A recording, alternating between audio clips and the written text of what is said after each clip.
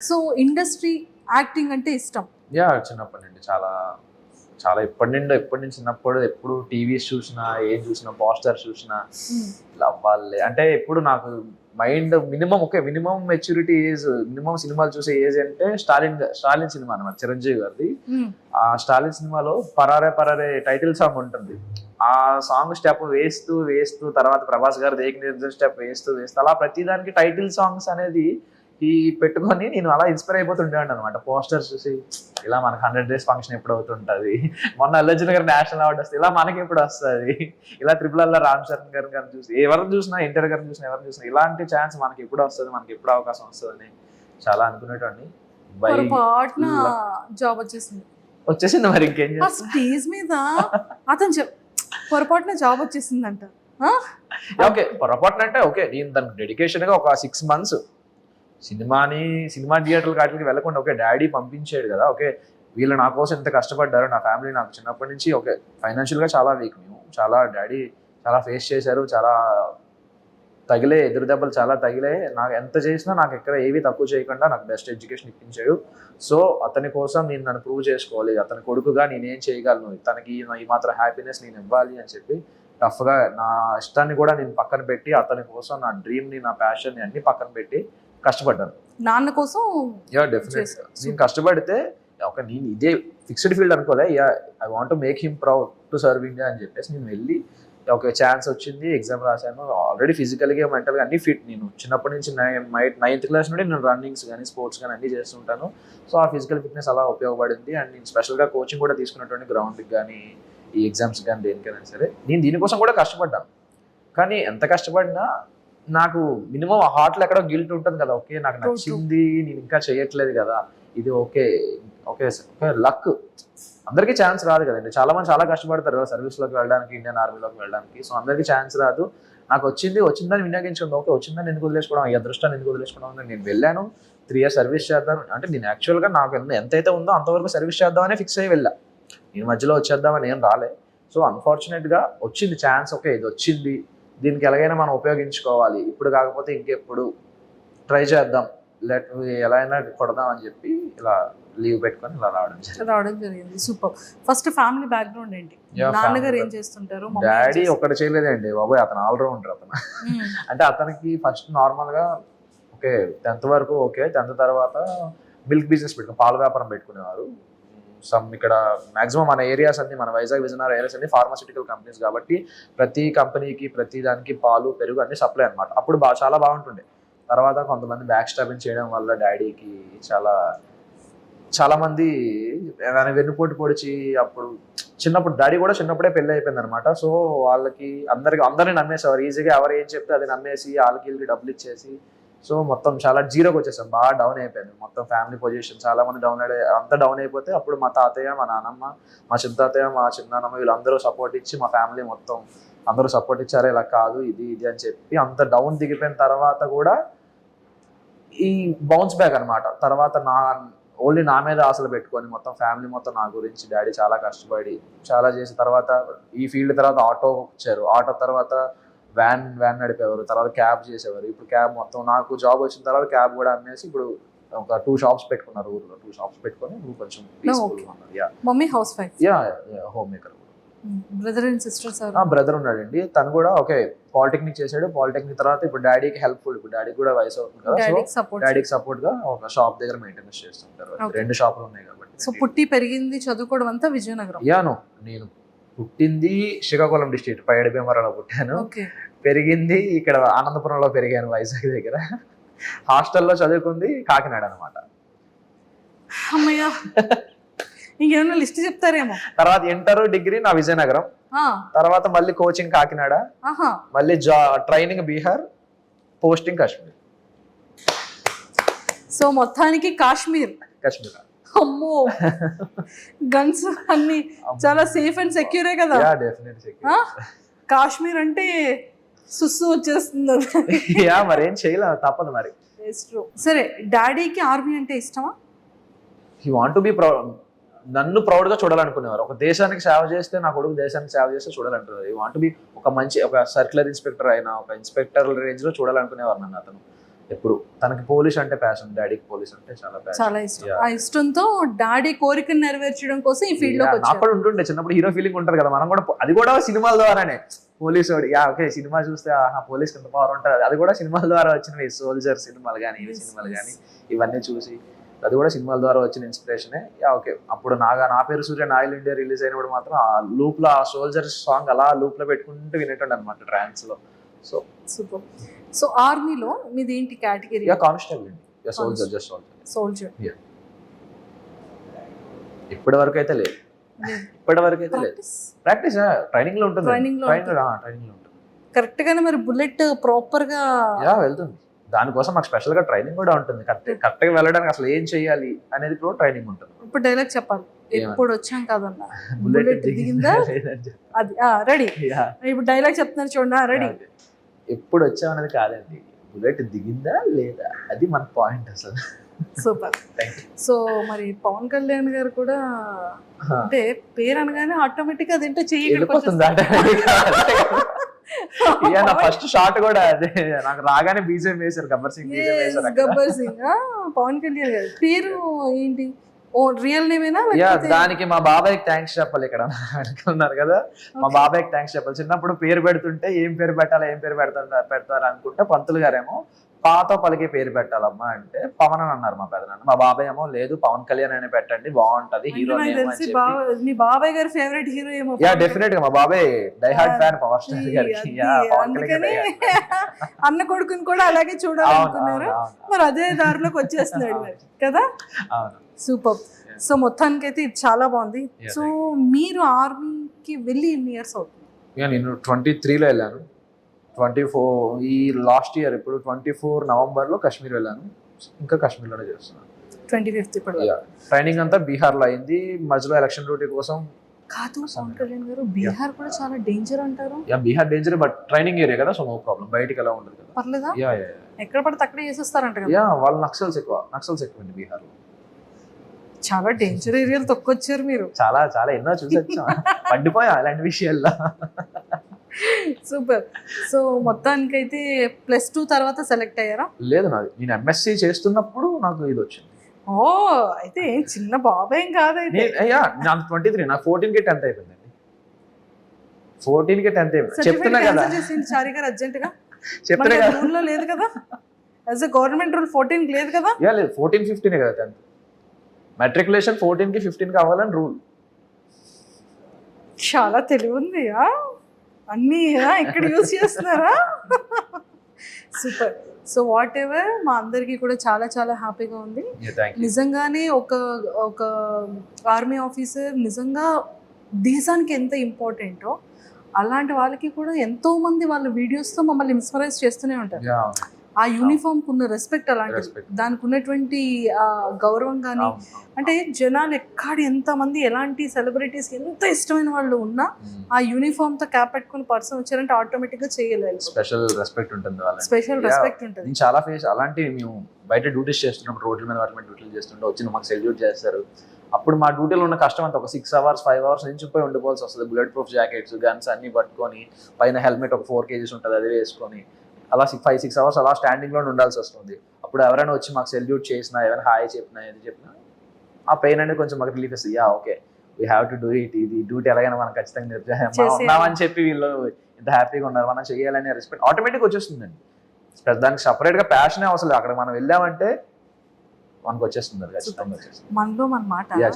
అంటే training time అయిన తర్వాత, లేకపోతే బయట నించోబెట్టేటప్పుడు, బుల్లెట్ ప్రూఫ్ డ్రెస్ వేసేటప్పుడు, రివాల్వర్ చేతికి ఇచ్చేటప్పుడు, ఎవరైనా కనిపించేటప్పుడు, ఇంకా చిన్నోడిని డాడీ కోరిక కోసం ఇక్కడికి వచ్చాను, చాలా రెస్పెక్టెడ్ గా చేస్తున్నాను, ఒక రెస్పాన్సిబిలిటీగా చేస్తున్నాను, నాకు ఇంకా హీరో అవ్వాలని బ్యాలెన్సింగ్ ఉంది, ఈ బుల్లెట్ ప్రూఫ్ డ్రెస్సులు వేసి చేతిలో గన్న పెట్టి ఏంటో ఇది పాయింట్ లో నుంచి షూట్ చేస్తాను, నువ్వు అక్కడే ఉండి నేను ప్రాపర్ గా వేస్తాను అనేటట్టు ఉంది నా పరిస్థితి అనుకున్నారు ఎప్పుడైనా? లేదండి, అలా ఇప్పుడు నిజంగా అలా అయితే ఎప్పుడు అనుకోవాలి. సర్వీస్ చేస్తున్నప్పుడు భయపడకూడదు. ముందు ట్రైనింగ్ లో మనకు భయం మాట చెప్పి మళ్ళీ మన మాట ముందు మనకు ట్రైనింగ్ లోనే తీసేస్తారు. నీకు ఏదైనా నువ్వు ఎంత భయస్తుడమైనా నువ్వు ఏం చేసినా ట్రైనింగ్ లో తాటి తీసి వదిలేస్తాడు అంతే. అంటే ఒక రాటు తేరిపోయిన రాయిలా తయారు చేస్తాడు మనకి ఎలా అయినా సరే. ట్రైనింగ్ ఎన్ని గుడ్లు తిన్నారు చెప్పండి? గుడ్లో రోజుకో 2 ఉంటాయి కదా ఖచ్చితంగా. రోజుకి 2 బాయిల్డ్ ఎగ్స్ ఖచ్చితంగా. అండ్ మాకు స్పెషల్ డైట్ కూడా మాకు ఇంకా సరిపోకపోతే మేము ఇంకా స్పెషల్ గా మేము చేసుకుంటాం బాయిల్స్ చేసుకుంటాం. ఎన్ని ఇయర్స్ ట్రైనింగ్ అండి 11 months. Training 11 months continuous training. ఈ ఆర్మీ ఆఫీసర్ ఆ రెస్పాన్సిబిలిటీస్ అన్ని మాకు చెప్పేశారు కాబట్టి, సో మీకు ఈ అగ్ని పరీక్ష బిగ్ బాస్ ఒక ఆపర్చునిటీ కామన్ మ్యాన్ కి కూడా ఇస్తుంది అనేది ఎలా తెలిసింది? మీ వరకు ఎలా రీచ్ అయ్యింది? అది యూనిఫామ్ తో ఎందుకు అప్లై చేయాలనిపించింది? మీరు యాజ్ ఇట్ ఈస్ అగ్ని పరీక్షకి ఏ వీడియోని చేసి రికార్డ్ చేసి పంపించారు ఇప్పుడు మాకు చెప్పాలి. డెఫినెట్ గా దాంట్లో ఏమని చెప్పడానికి అందరూ చూసిందే కదా. సో ఆ రోజు నైట్ 12కి డ్యూటీ అయిపోతుంది. అది డ్యూటీ అయిపోయిన తర్వాత నేను ఇలా వెళ్తున్నప్పుడు ప్రోమో వచ్చింది. ఎలా వెళ్తున్నప్పుడు? నేను రూమ్ కి వెళ్తున్నాను, నా డ్యూటీ నుండి నా రూమ్ కి వెళ్తున్నప్పుడు నాకు ప్రోమో వచ్చింది స్టార్ మా నుండి. ఎవరు నాగార్జున గారు. నేను నాగమామ అంటాను, నాకు ముద్దుగా నాగమామ అని ఇష్టం. అందరూ వెంకిమామ అంటుంటారు కానీ నేను నాగమామ అంటుంటా. నాగమామ వీడియో చూసాను అనమాట. ఏంటి కామనర్స్ ఇది నిజమేనా అది ఇది అని చూశాక ఓకే కన్ఫర్మ్ ఒక యూట్యూబ్ రివ్యూర్ గా ఒకరి ద్వారా కన్ఫర్మే ఇది నిజమే అని చెప్పి అతను వీడియో చేశారు దానికి. ఆ వీడియో చూసి ఓకే ఇదేదో బాగుంది, అతనే వెబ్సైట్ నుంచి అతని డిస్క్రిప్షన్ నుంచి తీసుకొని వెబ్సైట్ లో నేను అప్పటికప్పుడే వీడియో చేశాను అనమాట. అంటే మార్నింగ్ మీ రివ్యూ త్రూ ఒక ఆర్మీ ఆఫీసర్. నిజంగా ఇది మాత్రం ఆదిరెడ్డి గారికి థ్యాంక్స్ చెప్పాలి. ఎందుకంటే అతని వీడియో చూసే నేను వెంటనే ఓకే ఇది ఓకే నెక్స్ట్ మార్నింగ్ లాగానే ఇదే మనం చెయ్యాలి అని చెప్పి అందువల్ల ఇలా డ్యూటీకి వస్తున్న దారిలోనే ఎక్కడో ఒక దగ్గర చూసుకొని చేసేసాను అనమాట. సూపర్. మళ్ళీ టైం దొరకదని చెప్పి అప్పటికప్పుడు నేను అసలు ఏం మాట్లాడాలి అదేం డిసైడ్ అవ్వాలి. కెమెరా ఆన్ చేసాను ఓకే నేను ఒక అది కూడా చెప్పమన్నారు కాబట్టి చెప్పేస్తాను. నేను ఒక సోల్జర్. ఇప్పుడు ఆడిషన్ లో ఏదైతే చెప్పానో అదే చెప్పాను. నేను ఒక సోల్జర్ని 3 years నుండి ఇండియాకి సర్వీస్ చేస్తున్నాను. నాకు చిన్నప్పటి నుంచి యాక్టర్ అవ్వాలని ఉంది. సో నాకు ప్యాషన్ అదే, ప్రొఫెషన్ ఇదేనా నా ప్యాషన్ అదే. I want to be act. నాకు ఎలాంటి బ్రేక్ త్రూ కోసం చాలా వెయిట్ చేస్తున్నాను. ఎక్కడైనా దొరికితే నాకు ఎలాంటి ఛాన్స్ దొరికితే ఎక్కడైనా ట్రై చేద్దామని చేస్తున్నాను. మెయిన్ థింగ్ ఏంటంటే ఇక్కడ మనం ఫర్ సపోజ్ ఇప్పుడు మనకు ఒక ప్యాషన్ ఉంటుంది. ఆ ప్యాషన్లో మనం వెళ్ళాక సక్సెస్ అవుతామా లేదా సెకండరీ. అందులో మనకు ఒక ఎనర్జీ ఉంటుంది. ఓకే ఈ రోజు మనకి పాజిటివ్ అయింది, ఈ రోజు మనకు ప్లస్ అయింది, ఈ రోజు మనం అనుకున్న సక్సెస్కి ఇంకొంచెం దూరంలో మనం ఇంకొంచెం దాటి వెళ్ళాం అనే ఒక ఇగో సాటిస్ఫాక్షన్ ఉంటుంది. ఇక్కడ ఏంటంటే నాకు ఆ సాటిస్ఫాక్షన్ లేదు. ఎందుకంటే ఇక్కడ ఉండేది ఒకటి.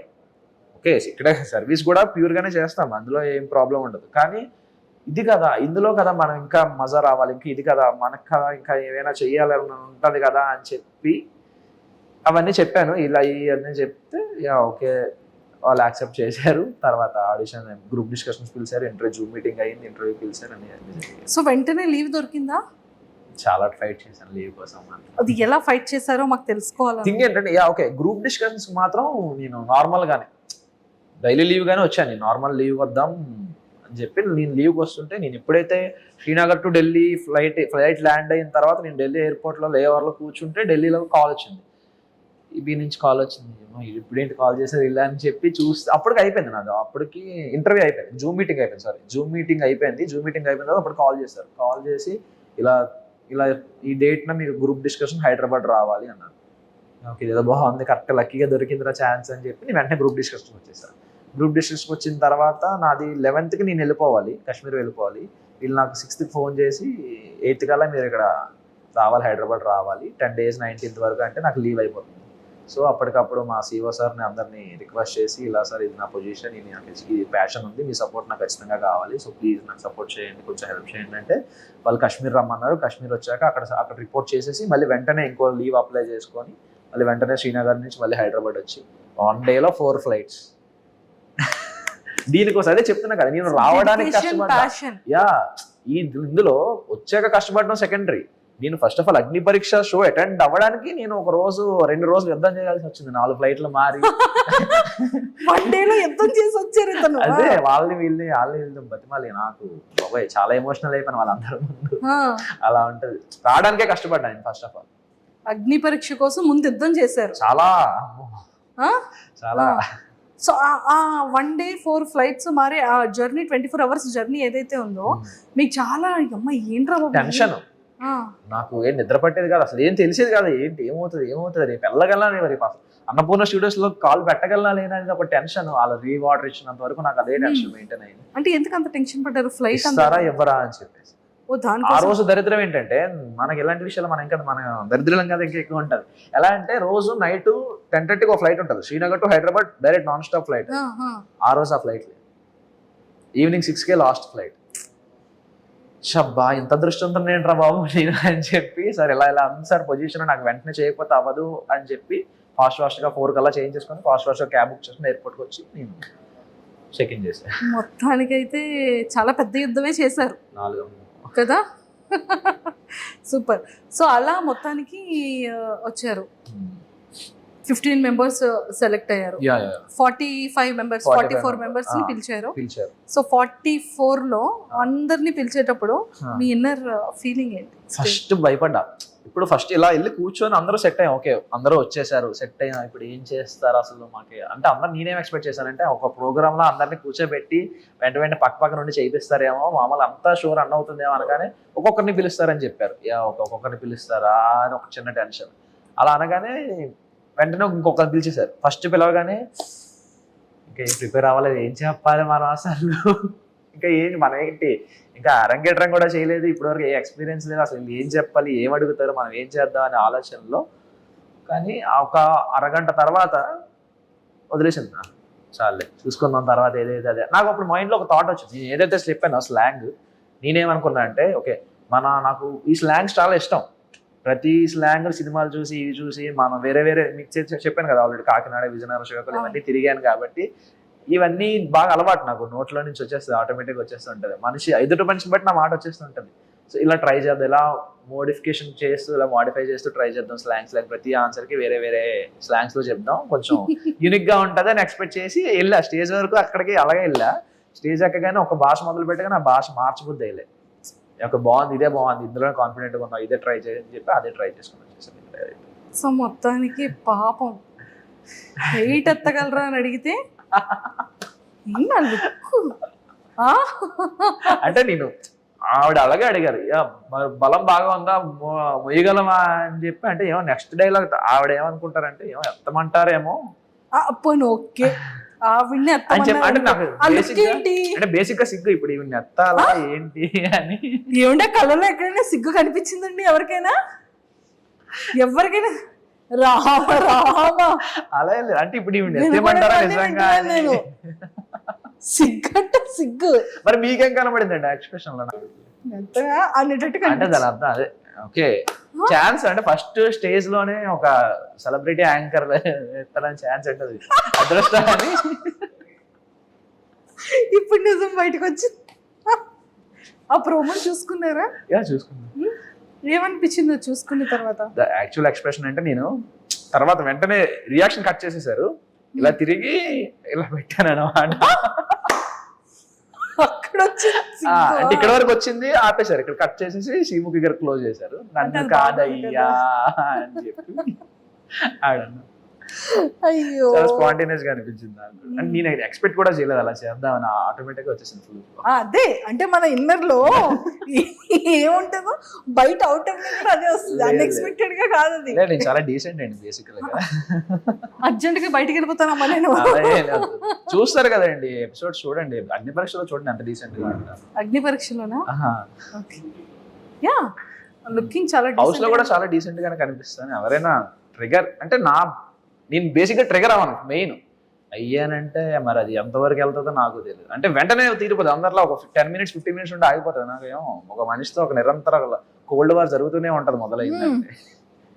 అదే ఇప్పుడు ఎవరికైనా అంటే ఎప్పుడైనా నాకు ఎక్కడికి వెళ్ళినా, హాస్టల్ అవని, స్కూల్ అవని, కాలేజ్ అవని, ఫ్రెండ్ కంటే ముందు నా ఎనిమి వీడితో అలా ఉండాలి. కోల్డ్ వార్ అలా మెయింటైన్ అయిపోతుంటది నాకు ఎందుకో. అమ్మో ఇదేదో బాగుంది, ఇక్కడ అందరూ ఫ్రెండ్స్ గానే ఉన్నారు కదా. Yeah of course. అంటే ఒక పర్టికులర్ స్టేజ్ లో ఒక ఇంత హాస్టల్ కానీ స్కూల్ సమ్ పర్టికులర్ ప్లేసెస్ రోజు రెగ్యులర్ గా వెళ్ళే ప్లేసెస్ లో ఒకడు ఉంటాడు కదా మనకు మైండ్ డివేట్ చేసే మనిషి, అరే ఏంది ఇలా ఉన్నాడు అనే టైప్ ఆఫ్ ఉంటది ఒకటి. ఒకటి నాకు ముందు నా మైండ్ అదే స్ట్రైక్ అవుతుంది, ఫ్రెండ్ కంటే ముందు ఇదే స్ట్రైక్ అవుతుంది. లేదు cold war, hot war, cold war చాలా కోల్డ్ గా ఉంది, ఇంకా వార్ అవుతుందా? No war. సూపర్. సో మొత్తానికైతే అలా ఎంట్రీ ఇచ్చింది. అసలు ఎందుకు ఇండస్ట్రీ మీద ప్యాషన్, సినిమా మీద ప్యాషన్? నాకు నిజంగానే ఇప్పుడు నవదీప్ గారు వీళ్ళు అడిగినది ఒకటే క్వశ్చన్ నాకు అర్జిత్ గారు if in case Bigg Boss opportunity వస్తే ఈ జాబ్ ని నిజంగా క్విట్ చేస్తారా? యాక్చువల్ థింగ్ ఏంటంటే బిగ్ బాస్ ఆపర్చునిటీ వస్తే క్విట్ చేయాల్సిన అవసరం లేదు, ఎందుకంటే అది 3 months కదా. సో నో ప్రాబ్లం, మాకు శాలరీ కటింగ్ లీవ్ ఉంటుంది, నో పెయిడ్ లీవ్ ఉంటుంది కాబట్టి సో నా శాలరీ నేను సబ్మిట్ చేసుకుని నేను అటెండ్ అవుతా. సో దానికి నాకు ఏం ప్రాబ్లం కాదు. ఆఫ్టర్ బిగ్ బాస్ షో తర్వాత మీరు మళ్ళీ వెళ్ళిపోవచ్చా? తర్వాత ఐ కెన్ వెళ్ళొచ్చు. ఇఫ్ ఇన్ కేస్ ఇండస్ట్రీలో ఆపర్చునిటీ వస్తే అక్కడ పాయింట్ ఏంటంటే ఇప్పుడు ఇండస్ట్రీలో ఆపర్చునిటీస్ వస్తే ఫర్ సపోజ్ ఇప్పుడు 10 days షూట్, 15 days షూట్ నేను మేనేజ్ చేసుకోగలను. 2 months షూట్ ఒకేసారి 2 months షూట్ అన్నా నేను మేనేజ్ చేసుకోగలను. కానీ 3 months కన్నా నాకు ఎక్కువ లీవ్ ఉండదు కదా, 2.5 months కన్నా నాకు ఎక్కువ లీవ్ ఉండదు. సో 2.5 months కంటే ఎక్కువ లీవ్ కంటిన్యూస్గా ఇప్పుడు ప్రకాష్ రాజ్ గారిలా, జగపతి బాబు గారిలా సంవత్సరం అంతా ఒకటే షూటే ఉంది అనుకుంటే అప్పుడు నేనేం చేయలేను కదా. సో ఆ పాయింట్లో నేను రిజైన్ చేసేస్తాను సార్. ఇప్పుడు నాకు యాక్టింగ్లో ఎంత బిజీ ఉన్నప్పుడు ఓకే ఎంతసేపు సర్వీస్ చేశా కదా, మినిమం నీకు రాకుండా సర్వీస్ చేయకుండా నువ్వు యాక్టింగ్ మీదే వెళ్తాను అంటే అది ఓకే. అప్పుడు నువ్వు అనాలి, నీకు ఛాన్స్ వచ్చినా నువ్వు చేసుకోలేదు, నువ్వు కల్ప్రిట్వి, నువ్వు దేశద్రోహివి అనేవో అనే డైలాగ్ వేయచ్చు. కానీ ఇక్కడ అలా కాదు కదా, నేను ఆల్రెడీ సర్వీస్ చేస్తున్నా, ఐఎమ్ ఎగ్జిస్ట్ ఇండియన్ ఫోర్సెస్లో నేను ఎగ్జిస్ట్ అయ్యి ఉన్నా. నాకు ఇలా ఛాన్స్ వస్తే నేను వినియోగించుకోవడానికి ఏముండదు. ఒక మనిషికి 2 thoughts ఉండకూడదా, అందరికీ ఉంటాయి కదా. సో పర్మిషన్ అలా ఇస్తారా? They can. వాళ్ళదే నా లీవ్ నేను యూస్ చేసుకుని షూటింగ్ చేసుకుంటే వాళ్ళకి ఏమైందండి. Super. They don't have any problem, వాళ్ళకి ఏ ప్రాబ్లం లేదు.